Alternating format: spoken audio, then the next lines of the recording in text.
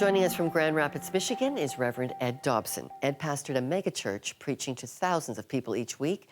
When he was diagnosed with ALS, Lou Gehrig's disease, 11 years ago, his life changed abruptly. He began losing his voice, his strength, his hope. A new documentary series tells an inspiring story of confronting death and finding life. Ed, thank you for joining us. What are the doctors saying about your prognosis with ALS now? When I was diagnosed, they gave me 2 to 5 years to live, most of it in the disabled condition. So 11 years later, I'm a tad happy to talk to you. In your book, Prayers and Promises, you include a wonderful meditation where you write about heaven. What does heaven mean to you? Well, I actually thought if I was ever going to be diagnosed with a terminal disease, I'd think a lot about heaven.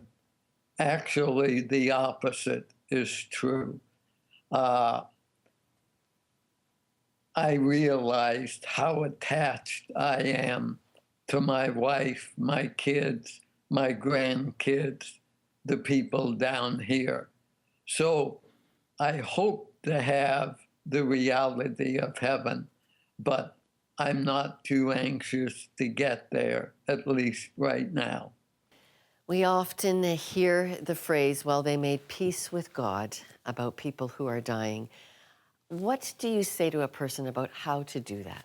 I met with someone 2 weeks ago who has no faith background, and I simply told them my story, how when I was 11 in Ireland, I accepted the Lord.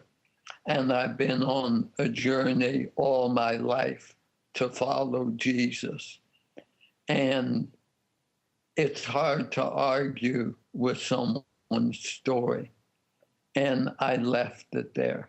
This is how I know I have peace with God.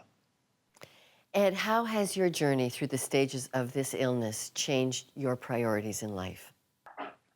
I would say the urgency of knowing you're dying forces you to do things you know you need to do, but you don't, you procrastinate. For example, forgiveness. I made a list of everyone I had offended, and I went to them and asked forgiveness, which I found very liberating. Reverend Ed Dobson, thank you very much.